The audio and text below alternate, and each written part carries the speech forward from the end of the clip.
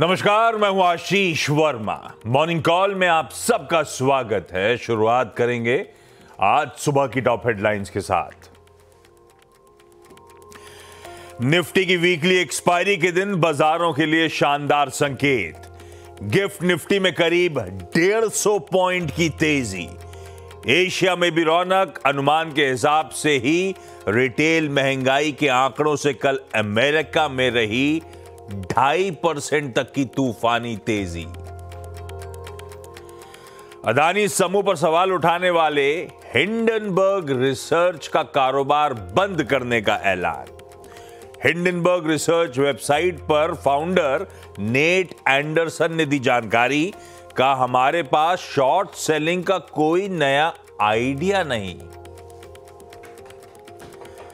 रूस पर अमेरिकी पाबंदी की आशंका से कच्चे तेल की कीमतों में तेजी।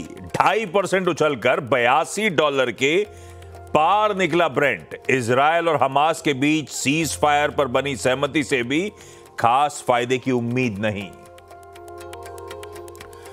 आ जाएंगे बाजार के दिग्गज। रिलायंस इंडस्ट्रीज के तिमाही नतीजे। तीसरी तिमाही में फ्लैट रह सकता है आरआईएल का रेवेन्यू। मुनाफे में 10% दबाव संभव, लेकिन मार्जिन्स में दिख सकता है सुधार।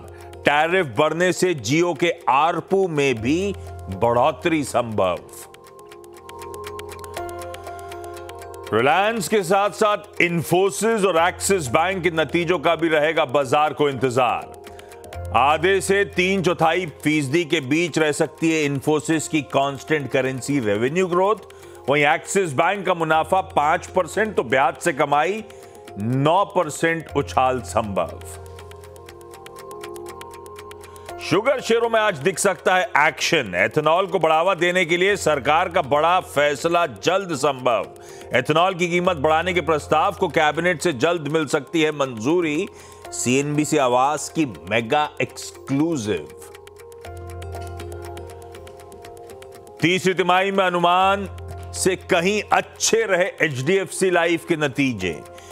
12% बढ़ा एनुअल प्रीमियम इक्विवेलेंट। वीएनबी में भी दिखी करीब 9% की बढ़त। वीएनबी मार्जिन्स का आंकड़ा भी रहा उम्मीद से कहीं बेहतर। और अनुमान पर खरे उतरे एल&टी टेक्नोलॉजी सर्विसेज के Q3 नतीजे। डॉलर रेवेन्यू में करीब 1.5% की बढ़त। उम्मीद से कहीं बेहतर 1% बढ़ा मार्जिन। कांस्टेंट करेंसी में 10% रेवेन्यू ग्रोथ का दिया गाइडेंस। वहीं ओरेकल फाइनेंशियल्स के नतीजे कमजोर। तिमाही आधार पर करीब मार्जिन 3% लुढ़ के मुनाफे पर भी दबाव।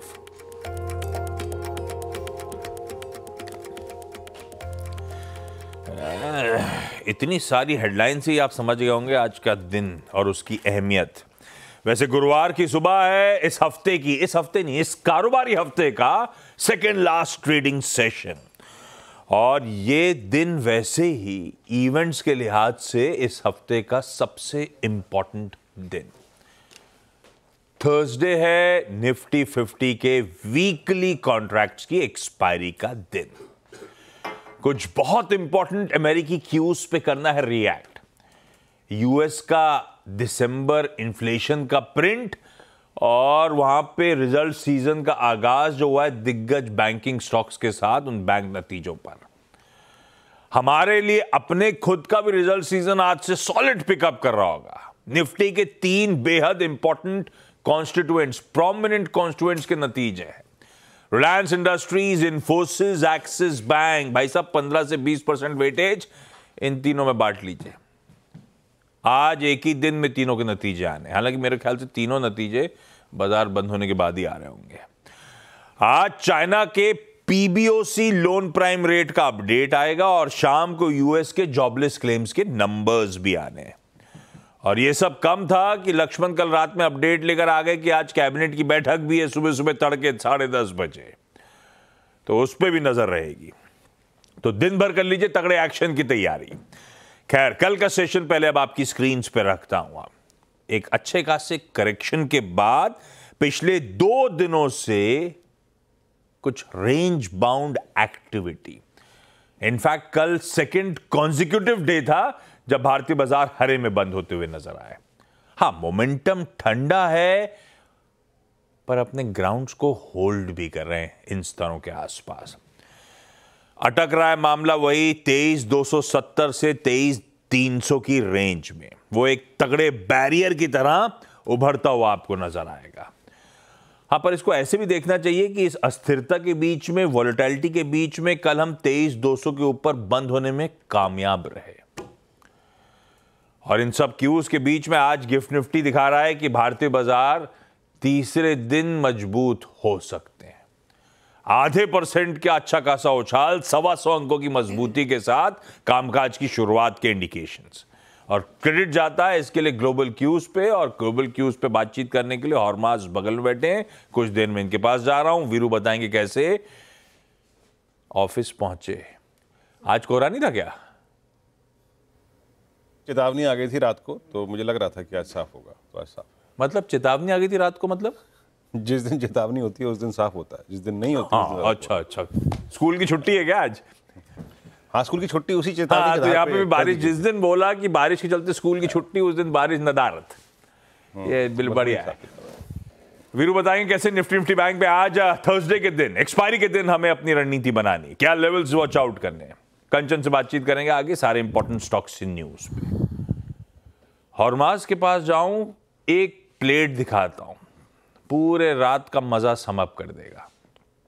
एक तरफ था इन्फ्लेशन, एक्सपेक्टेशन से कूल्ड ऑफ टाइप नजर आएगा, और दूसरी तरफ आने थे तगड़ी बैंक की अर्निंग्स, उनके स्टॉक प्राइसेस कल के कंटिन्यूस सेशन के आपकी स्क्रीन पे देख के लग रहा है कि थम्स अप मिला उन बैंक अर्निंग्स को। खैर, पहले जरा गिफ्ट निफ्टी के साथ साथ एशिया का मूड दिखाइए, उसके बाद यूएस के मार्केट्स दिखा देता हूं आपको क्विकली स्क्रीन पे। सब बढ़िया है। एशियन पैक ज्यादातर बढ़िया कर रहा है। ओवरनाइट हैंडओवर यूएस से बहुत अच्छा था। 1.25 से लेकर कह लीजिए 2.5% तीनों बेंचमार्क्स उछाल। डाउ में पावरफुल 700 पॉइंट की रैली। नैस्डैक कैचअप प्ले करता हुआ, जो पिछले कुछ दिनों से डाउ बेहतर कर रहा था। हॉर्मास बता रहे थे नैस्डैक ठंडा था, तो कल नैस्डैक ने भी गजब की तेजी दिखा दी है। और आज सुबह के फ्यूचर्स दिखा रहे हैं कि कल के गेन्स गिव अप नहीं कर रहे होंगे, उस पर बिल्ड डाउन ही कर रहे होंगे। फ्लैट इन ग्रीन यूएस के फ्यूचर्स इस समय कामकाज कर रहे हैं। तो कहां छोड़ा था, कहां खड़े, ये डिफरेंशियल है जो एशिया में, जो गिफ्ट निफ्टी में रिफ्लेक्ट होता हुआ। हॉर्मास, good morning. Data points detail में समझाएं, कैसे, मूड कैसा और क्यों इस तरह की तेजी। गुड मॉर्निंग आशीष। और आज कहूंगा हैंडओवर अच्छा है। 2 दिन से जब झिझक रहा था, तो आज कहूंगा हैंडओवर अच्छा है। और उसका सबसे बड़ा ट्रिगर यही था कि महंगाई के जो आंकड़े आने थे कल, वो अनुमान से बेहतर आए थे। और कोर महंगाई के जो सीपीआई, कोर सीपीआई के जो आंकड़े आने थे, जो अनचेंज्ड रहने का अनुमान था 3.3% पर, वो 3.2% पर आए। जबकि दिसंबर की जो रिटेल महंगाई के आंकड़े थे, वो बिल्कुल अनुमान मुताबिक ही आए हैं 2.9%, उसमें कोई फ़र्क नहीं आया है। मगर जो कोर सीपीआई है, उसमें कमी आई, जिस वजह से जो है बाजार को इतनी तेज़ी हमें देखने मिली कल के सेशन में। अब इस वजह से क्या हुआ? इस वजह से ये हुआ है कि जो सारे ग्रोथ के जो स्टॉक्स है, इस वजह से अब रेट कट की जो उम्मीदें ख़त्म हो गई थी इस साल, वो अब फिर से थोड़ी सी उजागर हो गई है। मगर उससे पहले आऊँ तो और अच्छी कुछ बातें बता दूँ। डॉलर में कूल ऑफ जारी है। डॉलर अब फिर से 109 पर आ चुका है, शायद उससे नीचे भी चला जाए कुछ ही देर में। और यील्ड्स जो है वो 4.8 के आसपास जो बनी हुई थी, वो अब गिरकर 4.6 पर आ चुकी है। तो वो एक और अच्छी बात है। एक ख़राब बात जिसे शायद आज बाजार नज़रअंदाज कर ले, वो तेल की कीमतें हैं। वहाँ पर कोई गिरावट देखने नहीं मिली है। वो $80 के पार बनी हुई है। पहली बार अगस्त के बाद 80 के पार निकली है तेल की कीमतें। मगर जो बड़ा पिक्चर है, उसमें शायद आज तेल जो है वो फिट ना हो। बड़ा पिक्चर तो यही था कि महंगाई के आंकड़े अच्छे थे। महंगाई के इसके अब ये हुआ है कि जो जनवरी में तो फेड में रेट कट आने की कोई उम्मीद नहीं है। ये तो अभी भी सीएमई के अनुमान के हिसाब से अभी भी 98% स्टेटस को ही है। मगर मार्च की जो अनुमान थे, वो जो अब 80% तक चले गए थे, वो अब घटकर 70% हो गए हैं। और मई के जो अनुमान थे, जो 70-75 पर बने हुए थे, वो अब गिरकर 55 हो चुके हैं। तो अभी भी रेट कट की उम्मीदें फिर से जाग गई है, जिस वजह से कल ग्रोथ स्टॉक्स में तेज़ी आई, जिसकी वजह से नैस्डैक में कल तेज़ी देखने मिली। और डाउ की जो तेज़ी थी, वो बैंकों के नतीजों की वजह से थी। गोल्डमैन सैक्स, वेल्स फार्गो, सिटी, सभी के नतीजे अनुमान से अच्छे थे। इन्वेस्टमेंट बैंकिंग और एएमसी कारोबार की वजह से गोल्डमैन सैक्स के नतीजे अच्छे हुए। जेपी मॉर्गन पहला बैंक ऐसा बना है जिसने $50 बिलियन का एनुअल प्रॉफिट दिया है। तो उस वजह से जेपी मॉर्गन के शेयरों में तेजी थी। वेल्स फार्गो में जो है वो खर्चों में कमी, जो कॉस्ट कटिंग मेजर्स जो है उस वजह से उनके नतीजों को बूस्ट मिला है। वेल्स फार्गो अभी भी फेड के एसेट कैप में है, उनको वो अब अपनी बैलेंस शीट जो है एक हद से आगे नहीं ले जा सकते, वो अभी भी एम्बार्गो में है। मगर सिटी के नतीजे अनुमान से बेहतर थे और उन्होंने बायबैक भी अनाउंस किया है $20 बिलियन का, जिस वजह से सिटी के शेयरों में भी लगभग 7% की हमें तेज़ी कल देखने मिली। अब जो दूसरा पॉजिटिव ट्रिगर ये था कि रात को देर रात खबर आई कि इजराइल और हमास के बीच में समझौता हो गया है। 15 महीनों का जो युद्ध है वो अब समाप्त होने वाला है और अभी तक जो है इस समझौते के डिटेल्स अभी तक जो है वो साफ नहीं है। मगर उसके कुछ ही देर बाद एपी से ये खबर आई कि इजराइल के जो प्रधानमंत्री है नेतन्याहू, उनके ऑफिस से कमेंट आया है कि अब तक समझौता हुआ नहीं है और फाइनल स्टेजेस के डिस्कशंस अभी भी चल रहे हैं और वो जब होगा तब जाकर समझौता होगा। अब तक ऑफिशियल औपचारिक ऐलान इसका नहीं हुआ है। अब आगे क्या, न्यूयॉर्क फेड के जो अध्यक्ष है जॉन विलियम्स, उन्होंने भी कहा है कि महंगाई जो है वो कम होती रहेगी, अभी भी 2% के लक्ष्य से तो दूर है मगर कम होती रहेगी आगे चल के। और प्रिंसिपल एसेट मैनेजमेंट का कहना है कि जनवरी का जिस तरह से प्रिंट आया है वैसा ही महंगाई का प्रिंट अगर फरवरी में भी आए तो मार्च में जो रेट कट की उम्मीदें हैं वो फिर से जाग सकती है, वो फिर से बढ़ सकती है। तो ये प्रिंसिपल एसेट मैनेजमेंट का कहना है। यूबीएस ने भी यही कहा है कि फेड के जो ब्याज दरें काटने की जो संभावना है वो अभी भी टेबल पर बनी हुई है, it's not of the table. अभी भी अगर महंगाई कम होती रहे तो ब्याज दरें कट सकती है। आज जैसे आपने कहा चीन से डेटा निकल कर आना है लोन प्राइम रेट्स का। बैंक ऑफ कोरिया से जो आज खबर आई, रेट ब्याज दरों में कटौती की उम्मीद थी मगर ब्याज दरें उन्होंने ऐसे ही छोड़ दी 3% पर, ब्याज दरें उन्होंने काटी नहीं। आज इनिशियल जॉबलेस क्लेम्स के आंकड़े आने हैं और बैंकों के नतीजे आने हैं आज, bank of America, Morgan Stanley के, तो उन पर नज़र होगी। मगर पूरे हैंडओवर को अगर 2 शब्दों में समराइज किया जाए, बला टली, उसके ऊपर एस्ट्रिक्स के साथ फिलहाल के लिए फिलहाल के लिए बला टली। यूएस का दिसंबर इन्फ्लेशन का print, core inflation 0.2% month on month, 0.3% month on month बढ़ने की एक्सपेक्टेशन के सामने। बढ़िया आंकड़ा है। चारों दिग्गज बैंक, चाहे वो जेपी मॉर्गन हो, वेल्स फार्गो हो, गोल्डमैन सैक्स हो, सिटी ग्रुप हो, सब ने एस्टिमेट्स को बीट किया है भाई साहब, इसीलिए स्टॉक्स तेजी में थे।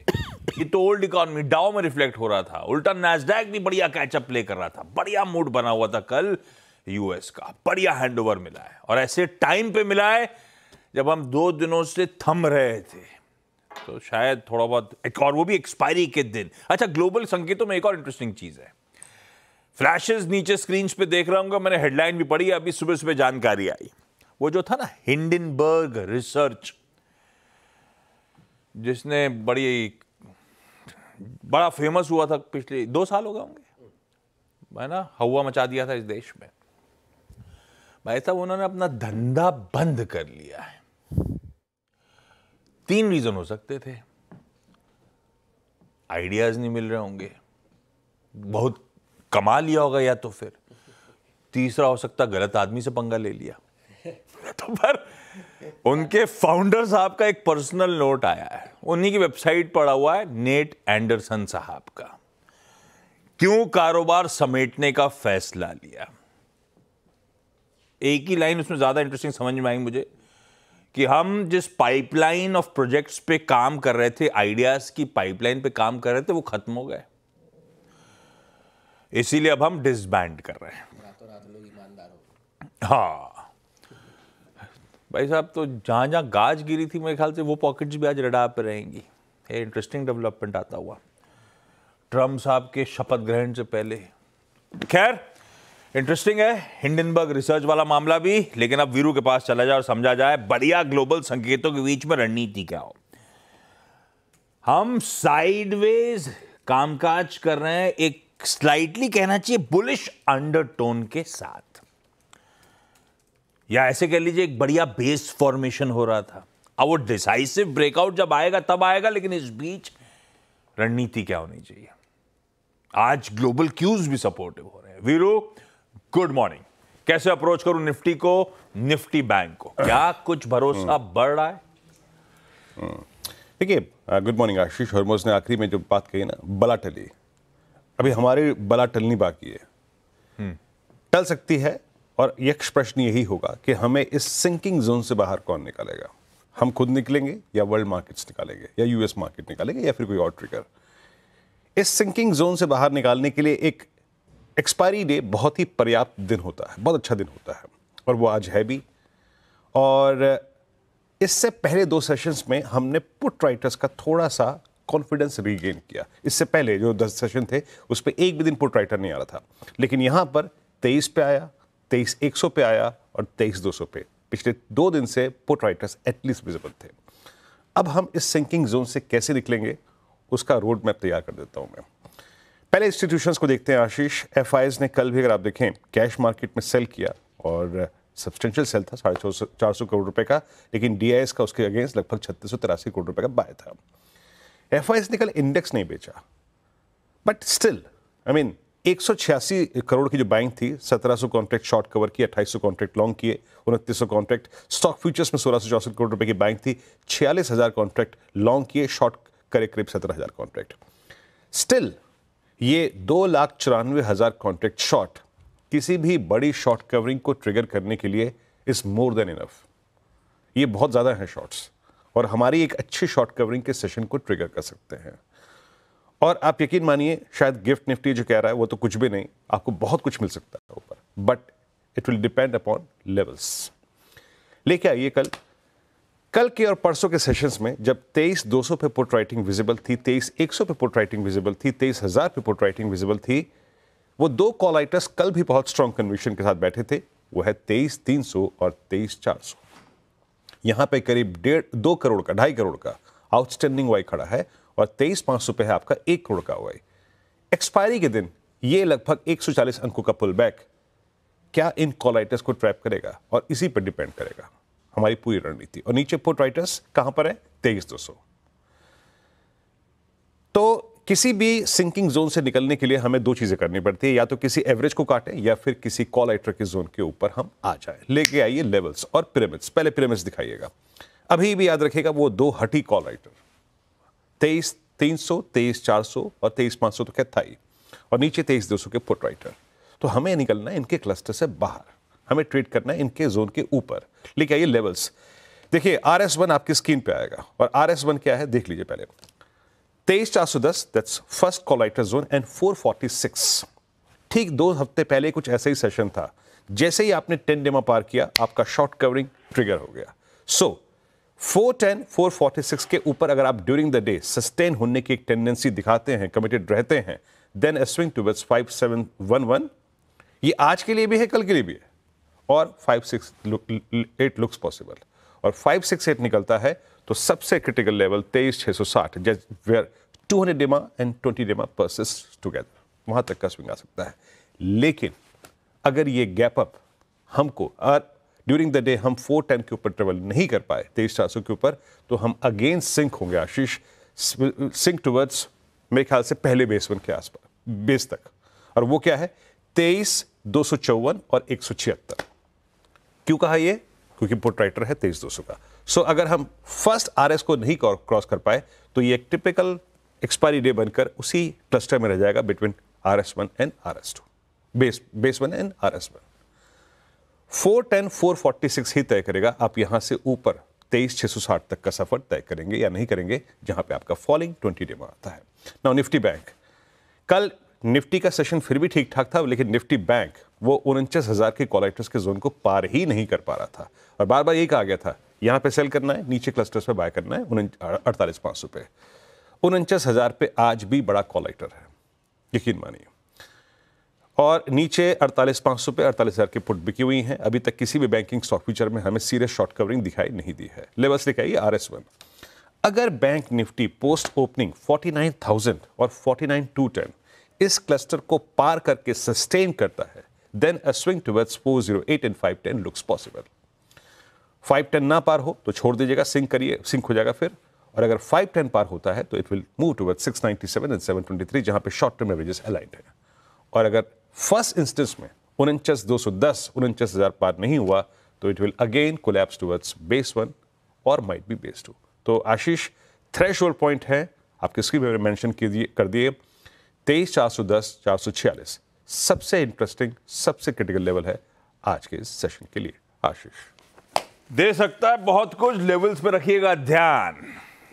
रणनीति और लेवल जिनकी बात हुई वो आपकी स्क्रीन पे। अब आइए खबरों वाले स्टॉक्स की तरफ। कंचन स्क्रीन पे नजर आएंगी और साथ साथ दिल्ली से लक्ष्मण भी जुड़ते हुए। अरे फोन पे जुड़े हैं, कहा उठे नहीं? कहा नहीं उठ गया हूँ तभी तो फोन। नहीं आवाज समझ में आ रहा है भैया। इथेनॉल वाली स्टोरी क्या है? इथेनॉल में यह है कि दरअसल बड़े लंबे समय से इंतजार था कि इथेनॉल की कीमत बढ़ाई जाए।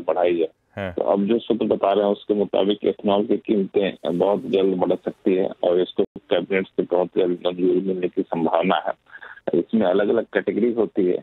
जो बी हैवी मोलासेस है उनके दाम में 1 रुपये 82 पैसे की बढ़ोतरी हो सकती है प्रति लीटर की।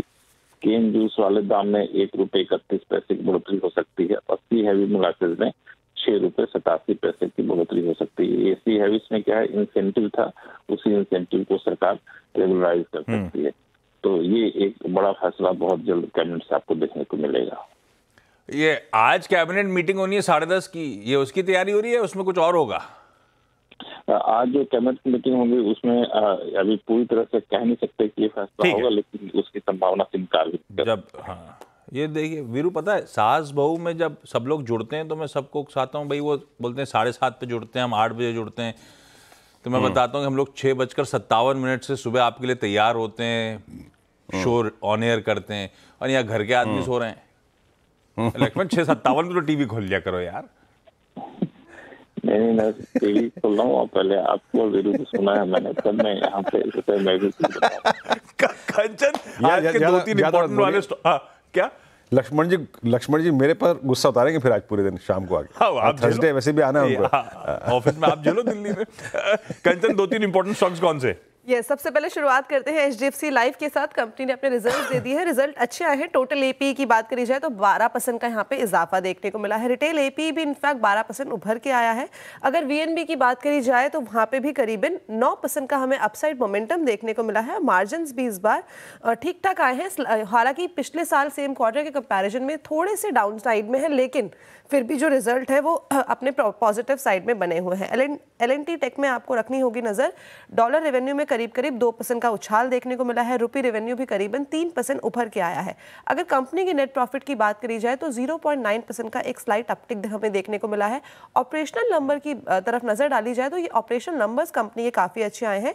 एबिट में करीब 9% का इजाफा और मार्जिन भी 1% उभरते हुए नजर आए हैं। और कंपनी की तरफ से जो गाइडेंस है वो भी पॉजिटिव नोट पे आती हुई दिखाई दी है। ऑरेकल फाइनेंस में आपको रखना होगा खासा फोकस, बिकॉज इनका जो कंसोलिडेटेड मुनाफा है वो 578 करोड़ से घट के हो गया है 541 करोड़ का।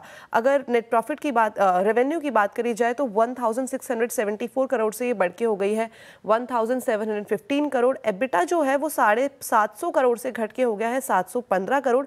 इनफैक्ट जो मार्जिन भी हैं वो भी 45% से घट के करीब 41% पे रह गए हैं। सीएट ने भी अपने नंबर्स जारी कर दिए हैं, जहाँ पे नेट प्रॉफिट जो है थोड़ा सा गिरता हुआ नजर आया है, लेकिन जो रेवेन्यू है वहाँ पे हमें स्लाइट अपटिक देखने को मिला है। एबिटा वापस से हमें रेड निशान पे देखने को मिला है और मार्जिन्स भी कॉन्ट्रैक्ट होते हुए दिखाई दिए हैं। इसके अलावा काफी सारे और भी स्टॉक्स हैं, लेकिन 8 बजे उन पे हम विस्तार में ब्रेक ले रहा हूँ। ब्रेक के उस पर आज का इवेंट्स कैलेंडर और साथ साथ कमोडिटी स्ट्रैटेजी। चलिए भाई, ब्रेक के बाद आप सबका स्वागत है। वीरू, पता है एक बड़ा इंटरेस्टिंग अपडेट था। एक वो है वर्ल्ड मॉन्यूमेंट्स फंड। इसका काम है कि एक हर साल list endangered cultural heritage sites की लिस्ट सामने लेकर आता है, जिसके लिए फिर जागरूकता और फंडिंग जुटाई जाती है।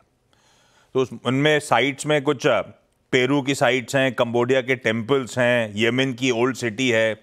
इस बार की जो लिस्ट आई है ना वीरू, इंडेंजर्ड साइट्स में उस लिस्ट में मून को इंक्लूड कर दिया गया है, ये कहते हुए कि बहुत ह्यूमंस जा रहे हैं, समय पे सुधर जाना है। तो इंडेंजर्ड साइट्स की लिस्ट में अब मून भी इंक्लूडेड है। ये हाल है, इतना एक्सप्लोरेशन हो रहा है। अच्छा, आज की इवेंट्स कैलेंडर। थर्सडे है, निफ्टी 50 की वीकली एक्सपायरी। आज सुबह 10:30 बजे कैबिनेट की बैठक है। 3 इंपॉर्टेंट निफ्टी कंपनी के नंबर्स, रिलायंस, इन्फोसिस और एक्सिस बैंक शायद तीनों बाजार बंद होने के बाद। रिलायंस और इन्फोसिस तो है ही है, एक्सिस बैंक की भी शाम 4:30 साढ़े 5 बजे प्रेस कॉन्फ्रेंस है, तो मुझे लगता है ये भी शायद बाजार बंद होने के बाद हो सकता आ रहा हो। वायदा में हैवेल्स और एलटीआई माइंडट्री के नंबर्स का इंतजार रहेगा। कैश की लंबी लिस्ट छोड़ रहा हूं, 2 एक्स डिविडेंड इंपॉर्टेंट है। सीएससी ₹4.5 का एडजस्टमेंट आज होगा, पीसीबीएल का ₹5.5 का एडजस्टमेंट होगा। आईजीएल, महानगर गैस, अदानी, टोटल, इन सबको रडार पर रखिएगा। आपको याद होगा वो domestic gas allocation upward revise कर दिया गया था 16 जनवरी। आज 16 जनवरी, आज से सस्ती डोमेस्टिक गैस और मिल रही है इनको। जापान का पीपीआई का नंबर, साउथ कोरिया का इंटरेस्ट रेट डिसीजन आना था, मेरे ख्याल से आ गया है, स्टेटस को है। चाइना का लोन प्राइम रेट, यूके का जीडीपी, यूरोजोन की जो मॉनेटरी पॉलिसी बैठक हुई थी उसके मिनट्स आ जाएंगे। और यूएस में ना सिर्फ इनिशियल जॉबलेस क्लेम्स बल्कि उनके रिटेल सेल्स के नंबर्स आने। कल कई सारे यूएस के बैंक्स के अच्छे नतीजे थे, आज भी बैंक ऑफ अमेरिका और मॉर्गन स्टैनली के रिजल्ट्स आने शाम को। और आज है अपना नेशनल स्टार्टअप डे। अच्छा, आज की commodity strategies. SMC global securities की वंदना भारती ने मदद करी है। सोना उस पे ट्रेड है, स्क्रीन पर डायरेक्टर क्विकली दिखाइए स्क्रीन पे। सोना खरीदने का मन 78,430 के एसएल के साथ, और नेचुरल गैस में भी बाइंग इनिशिएट करी जा सकती है, 335 का एसएल लगाइए। गिफ्ट निफ्टी के बढ़िया ही कहूंगा संकेतों के साथ, आधे से 2/3% उछाल के साथ शुरुआत होने के इंडिकेशंस आ रहे हैं। छोड़े जा रहा हूं उसके साथ। ब्रेक के उस पार सीधा सौदा। नमस्कार।